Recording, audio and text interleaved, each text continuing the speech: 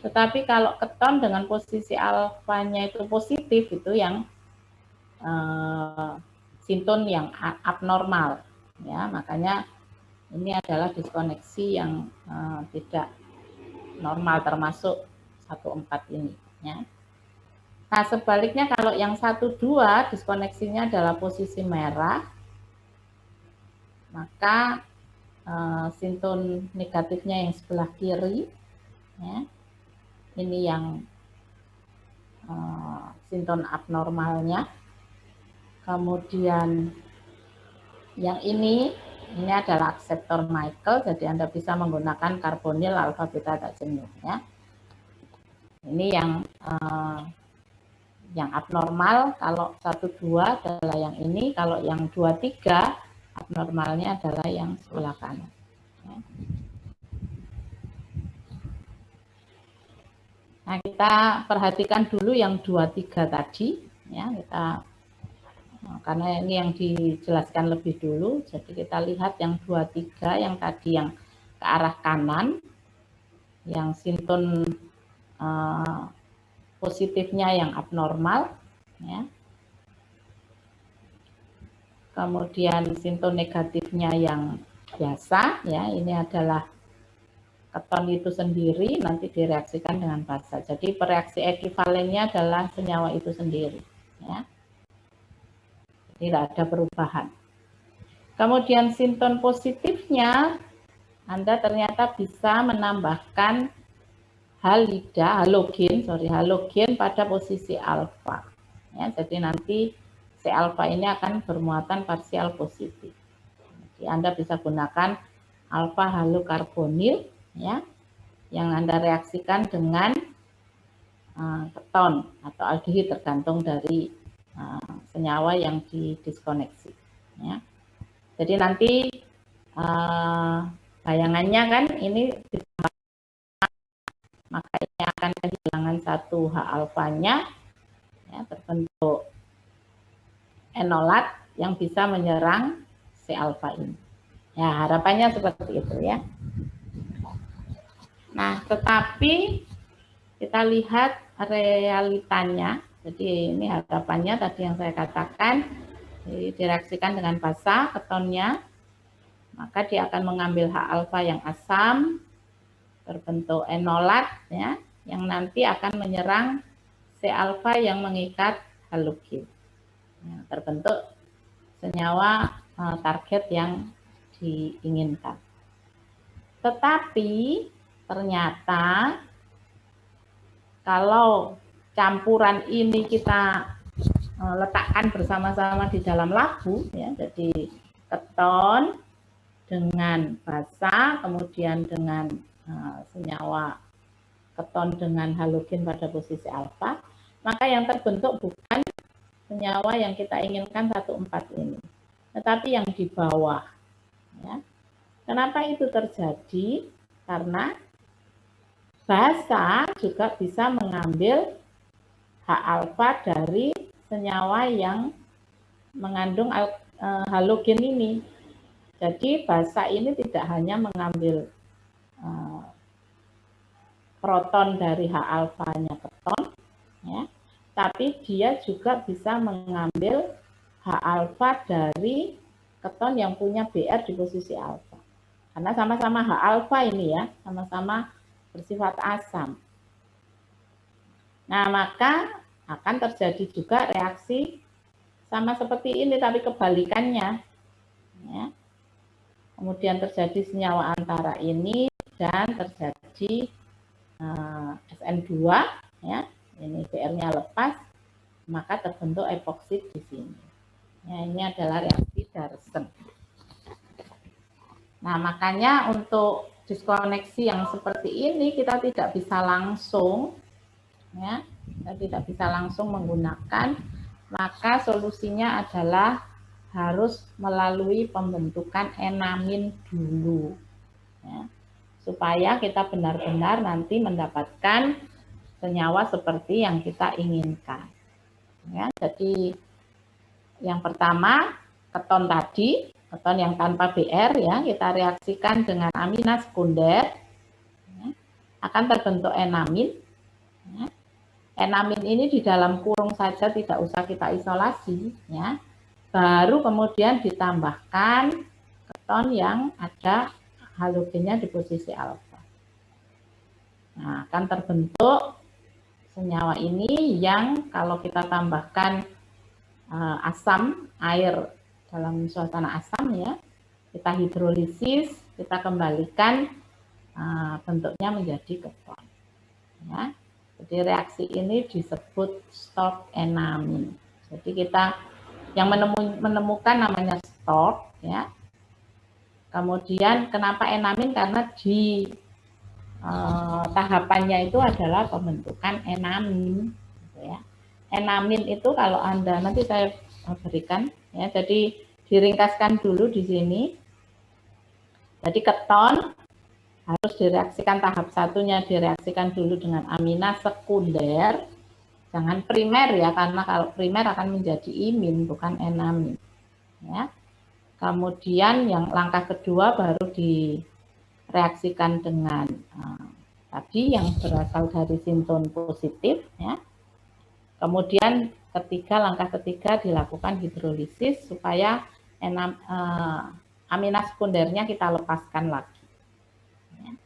Jadi akan terbentuk keton. Jadi ini langkahnya supaya tidak terbentuk senyawa yang tidak kita inginkan. Nah, ini hanya refresh saja, ya. Jadi pembentukan enamin itu adalah produk dari reaksi antara senyawa karbonil dengan amina sekunder. Ya. Mekanismenya nanti Anda boleh lihat sendiri di rumah, ya. Mengulang ini sebetulnya sudah ada di kimia organik 2 mestinya, ya. Ketika membicarakan reaksi-reaksi pada karbonil. Ya, karbonil memang pembahasannya kan panjang banget, ya. Nah, kemudian enamin yang sudah terbentuk itu gampang sekali dilepaskan lagi dengan hidrolisis menggunakan air dalam suasana asam, ya, H2OH+. Ya. Maka kita akan dapatkan kembali amina sekundernya dan karbonilnya. Ya, jadi ini reaksi yang hampir seperti melindungi karbonilnya supaya tidak melakukan reaksi yang tidak diinginkan. Jadi itu langkah untuk 2-3. Jadi Anda harus mengingat kalau misalnya nanti ada soal yang ketemunya, ya, jadi hasil diskoneksinya itu atau senyawa asalnya itu sudah kelihatan 1,4. Ketika Anda melakukan diskoneksi, Anda menemukan sinton positif dan negatif. Ketika melakukan reaksi balik, harus ada tahapan menambahkan amina sekunder untuk pembentukan enamin. Ya. Itu wajib, karena kalau tidak reaksinya seperti yang tadi. Ya, kita tidak mendapatkan produk yang kita inginkan senyawa 1,4 tapi ada epoksid, gitu ya. Ini saya berikan contoh, tapi sudah langsung ada jawabannya, ya. Jadi karbonil alfa beta tak jenuh dulu, ya. Ini apa namanya, gugus fungsi yang ada untuk didiskoneksi adalah karbonil alfa beta tak jenuh. Maka ini lakukan diskoneksi, ya. Diskoneksinya 1,3 ya, 1,3. Nah, produknya Anda mendapatkan 1,4, ya. Maka Anda bisa lakukan diskoneksi di 2,3. Ya. Nah, mendapatkannya memang begini, langsung. Nah, ketika mereaksikan balik itu baru yang menggunakan amina sekunder. Pada waktu diskoneksi ini memang tidak ada, ya, tidak kelihatan. Tapi ketika melakukan reaksi balik sintesisnya, tambahkan satu tahapan untuk mereaksikan ketonnya dengan amina sekunder untuk membentuk enamin dulu. Nah, enamin yang terbentuk baru direaksikan dengan karbonil yang mengikat halogen di posisi alfa. Ya. Nah, kemudian ada tahapan hidrolisis, ya, H2OH+, maka enaminnya akan hilang kembali menjadi keton. Ya. Nah, basa ini adalah fungsinya untuk mereaksikan senyawa ini untuk membentuk karbonil alfa beta racemia. Ya. Ini contoh yang lain. Ya. Kita lakukan diskoneksi di sini. Kenapa di sini? Karena ini kita punya metilen aktif ya di sini. Ini harus diutamakan ya, didulukan karena kita punya metilen aktif karena diapit oleh dua gugus penarik elektron. Ini CO2ET ya maksudnya ya. Salah nulisnya. Ya. Ester maksudnya, COO etil ya, COO etil ya, nanti dibetulkan sendiri ya, COO etil, COO etil. Nah, ini ada metilen aktif di sini, maka diskoneksilah di sini ya. Jadi Anda mendapatkan senyawa yang punya metilen aktif ini sebagai sinton negatif, kemudian sinton positifnya mempunyai halogen di posisi alfa. Ya. Nah, ini asalnya bisa dari ini, kemudian kita halogenasi ya, halogenasi posisi alfa. Ini juga Anda ada di KO2 pada saat pembahasan karbonil. Ya. Jadi Anda bisa melakukan dengan mudah halogenasi pada posisi alfa dari karbonil. Ya. Kemudian, nah, kenapa ini tidak ada enaminnya, Bu? Nah, kenapa tidak ada enaminnya? Karena kita punya metilen aktif di sini. Ya. Jadi Anda tidak perlu mereaksikan dengan enamin. Ya. Karena kita punya, jadi kalau ada basa, maka yang utama membentuk enolat adalah yang di sini. Tidak di sana, karena metilennya aktif banget. Ya. Hanya sangat mudah lepas. Ya. Jadi Anda sebetulnya punya alternatif dua, bisa menggunakan enamin atau Anda menambahkan satu gugus penarik elektron untuk menciptakan metilen yang aktif. Ya. Nanti menghilangkannya kan gampang. Kalau ini sih memang diberi ya, artinya ini gugus ini ada di molekul target. Tapi kalau tidak ada Anda bisa tambahkan, kemudian menghilangkannya dengan dekarboksilasi saja. Ya. Jadi Anda punya alternatif itu, Anda bisa menggunakan sifat metilen aktif atau Anda menambahkan dengan enamin.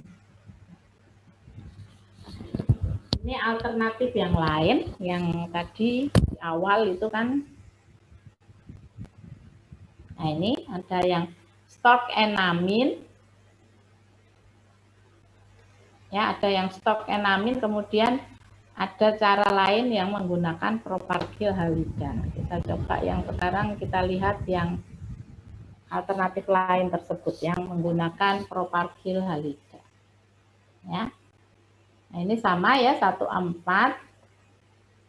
Nah, sebetulnya Anda bisa juga sih sederhana Anda potong di sini diskoneksi seperti tadi. Ya, jadi ini sudah metilen aktif. Tapi ini bisa Anda gunakan alternatif juga ya. Jadi Anda diskoneksi di sini, ya. Anda FGI dulu, ya. Bagian ini menjadi ikatan rangkap 3 dengan SI, ya. Ada SI-nya, ada silannya. Kemudian baru dilakukan diskoneksi, ya. Ini ditambahkan lagi, ya. Jadi Anda gunakan basa saja, ini akan menjadi negatif, kemudian mengusir BR, kemudian Anda rubah ikatan rangkap 3 dengan adisi H2O Hg+. Ya. Ini juga akan terlepas. Ya, kita akan mendapatkan senyawa yang kita inginkan. Ya, jadi Anda bisa membuat ini, mungkin dengan cara ini randomnya akan jauh lebih besar daripada kalau tidak Anda rubah dulu menjadi propagil, ya, propagil.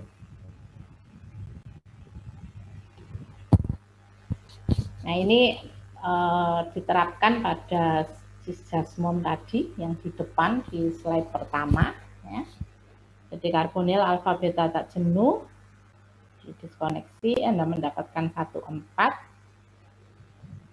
Kemudian Anda tambahkan gugus penarik elektron di sini. Nah, kemudian dilakukan seperti sebelumnya. Ya, Anda FGI, ya, keton yang ini menjadi ikatan rangkap 3, kemudian diskoneksi. Kemudian Anda rubah yang ini FGI menjadi ikatan rangkap 3 lagi, ya, dan diskoneksi lagi. Ya. Jadi jangan lupa ini adalah nanti menambahkan H2 dengan katalis Lindlar, ya. Karena Anda harus membentuk cis, ya.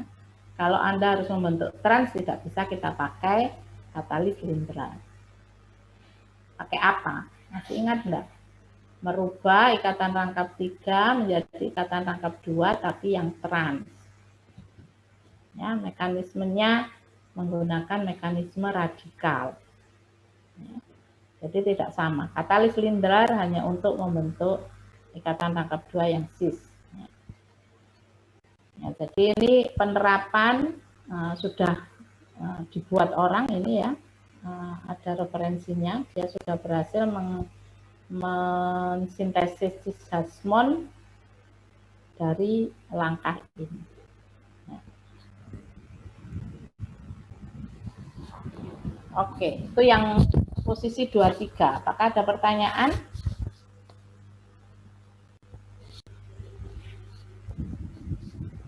Selanjutnya yang posisi 1-2. Ya. Selain menggunakan diskoneksi 2-3, diskoneksi juga dilakukan pada ikatan 1-2. Ya. Menggunakan reaksi IDC Michael. Berikut contohnya. Ya, jadi ini Anda rubah, misalnya ada COOH, ya harus COOH ya. Kalau ini misalnya keton juga, ya Anda tidak bisa rubah. Nah, Anda rubah menjadi CN, ya, kemudian diskoneksi, ini 1-2, CN min dan positif. Nah, positifnya ini Anda gunakan Michael, ya. Karbonil alfa beta tak jenuh. Nah, reaksinya cukup Anda tambahkan NaCN, kemudian H2O1. Ya. Jadi, ini nanti CN-nya akan masuk ke sana, ya, mengadisi di sini, kemudian kita hidrolisis untuk merubahnya menjadi COOH. Ya, jadi kalau 1,4-nya yang di ujung ini salah satunya adalah COOH, Anda bisa rubah FGI menjadi CN. Ya. Nah, selain menggunakan anion cyanida, anion asil dapat diekuivalenkan dengan anion nitronat. Jadi kita lakukan FGI menjadi NO2. Ya.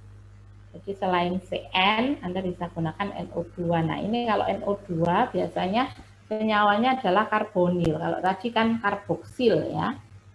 Kalau misalnya di ujungnya itu ester gitu, Anda bisa rubah menjadi CN. Tapi kalau misalnya keton atau aldehid Anda tidak bisa. Nah, Anda bisa rubah menjadi nitro. Ya, LGI menjadi nitro. Ya. Kemudian diskoneksi 1-2. Ya. Nah, Anda mendapatkan sinton negatif. Ini dan positifnya adalah Michael aceptor. Ya, karena ini pemutusannya menggunakan reaksi Michael. Nanti baliknya reaksi Michael, ya. Sinton negatifnya ya senyawa itu sendiri. Ya, jadi nanti reaksinya adalah reaksi Neff, ya, yang menemukan adalah namanya Neff ya, dan bisa juga menggunakan TiCl3 ya. Jadi ini adisi Michael dulu sampai terbentuk ini, kemudian merubahnya Anda menggunakan basa yang pertama, kemudian asam. Nah, Anda mendapatkan karbonil. Nah, jadi kalau Anda penasaran, Anda boleh googling bagaimana mekanisme reaksi Neff mengubah nitro menjadi karbonil. Ya. Atau menggunakan langsung reaksi reduksi menggunakan TiCl3, ya, Anda mengubah nitro menjadi karbonil. Ya. Jadi sama-sama untuk 1,2 Anda mengandalkan reaksi Michael karena menggunakan bahan dasarnya salah satunya adalah Michael akseptor ya, karbonil alfa beta tak jenuh. Ya, yang tadi juga karbonil alfa beta tak jenuh. Cuman yang tadi menggunakan CN, yang ini menggunakan nitroalkil nitro. Ya. Cis Desmond tadi juga bisa didiskoneksi berdasarkan 1,2 ya. Jadi ini langkahnya sama, tapi ini FGI dulu ya, kita rubah menjadi rangkap 3, kemudian karbonil alfa beta tak jenuh ya. Kemudian kita rubah salah satu karbonilnya menjadi nitro ya. Kemudian diskoneksi 1,2 ya, hampir sama seperti tadi, ini alkil nitro dan karbonil alfa beta tak jenuh ya. Alkil nitro dan karbonil alfa beta tak jenuh ya. Jadi reaksi baliknya tadi menggunakan basa reaksi Neff ya. Anda boleh langsung tulis reaksi Neff, kemudian sudah terbentuk ini ya. Kemudian aldol kita reaksikan dengan basa untuk membentuk karbonil alfa beta tak jenuh. Kemudian ini katalis H2 katalis Lindbergh ya, gas hidrogen dan katalis Lindbergh. Nah, ini yang sudah membuktikan keberhasilannya ada di referensi ini. Jadi senyawa ini, senyawa yang sama bisa didiskoneksi 1,2, bisa didiskoneksi 2,3 ya. Anda tinggal lihat berapa tahapnya untuk memilih gitu ya. Kita lebih memilih yang tahapnya lebih pendek ya, karena setiap tahap itu kan jarang kita bisa randomen 100% kan, jadi mesti makin berkurang. Jadi kalau tahapnya tidak terlalu panjang, nanti hasil akhirnya itu randomennya masih banyak ya. Kalau reaksinya terlalu panjang, makin lama makin sedikit, makin panjang makin sedikit produknya ya. Kemudian ketersediaan reagen juga ya, itu pertimbangan kalau kita mau mensintesis. Jadi di samping panjangnya tahapan adalah ketersediaan reagen. Kemudian ini saya tambahkan ada senyawa gamma hidroksikarbonil. Ya. Kalau kemarin waktu 1,2 ada alfa hidroksikarbonil. Pada saat 1,3 Anda punya senyawa beta hidroksikarbonil. Nah, pada 4 ini ada gamma hidroksikarbonil. Nanti dari senyawa gamma hidroksikarbonil Anda akan mendapatkan sintun seperti ini yang reaksi ekivalennya adalah epoksid. Ya, kita lihat. Jadi alfa, beta, gamma. Ya, jadi ada OH di posisi gamma. Ya. Nah, sama diskoneksinya di 23 ya. 1, 2, 3, 4 kan sama ya. Di 23, nah, Anda mendapatkan sinton negatifnya adalah karbonil, sinton positifnya adalah ini positif. Nah, ini positif akan berubah menjadi reaksi ekivalennya adalah epoksi. Anda mendapatkan sinton positif seperti ini, yang hijau dari ini, ya. Jadi bagian ini akan positif. Nah, itu Anda bisa berangkat dari epoxid. Ya, epoxidnya yang sesuai karena ada gugus vinil yang diikat. Ya. Nah, reaksi baliknya Anda lihat masih membutuhkan pembentukan enamin atau Anda menambahkan gugus pengaktif, artinya Anda membentuk metilen aktif. Jadi Anda tambahkan FGA, FGA ya, FGA ester gitu ya misalnya. Atau Anda bisa membuat reaksi dulu dengan enamin. Jadi reaksi sintesisnya Anda memerlukan enamin, pembentukan enamin dulu, ya.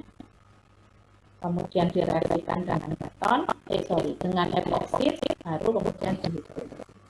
Atau Anda tambahkan di sini misalnya ya, CO2Me gitu misalnya, ester. Nah, Anda mempunyai metilen aktif di sini, baru direaksikan dengan epoksid. Kalau sudah terbentuk, baru didekarbosilasi. Ya, terus pengaktifnya tadi. Jadi Anda punya dua poli. Ini contoh yang lain, alfa, beta, gamma. Nah, Anda rubah BR, FGI ini menjadi OH. Baru kemudian dikoneksi 23.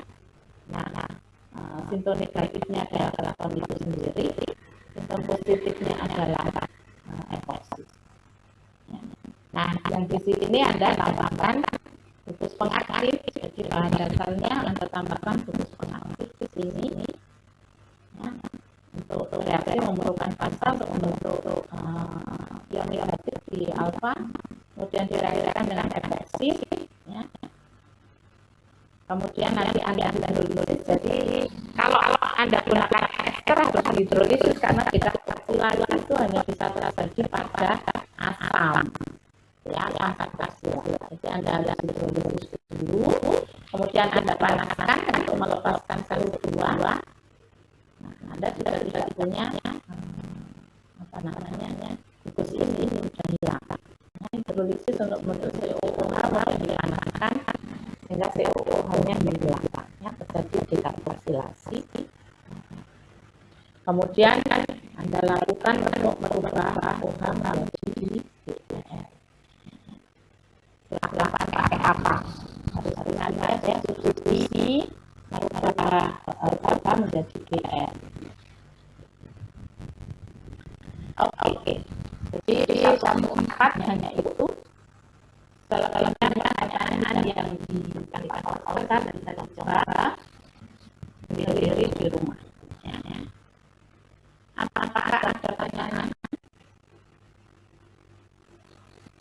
Setiap pertanyaan yang tersedia tanpa awasar, coba ya. Nanti setelah minggu depan saya akan bagi sebagai tugas. Tidak semua ya saya bagi.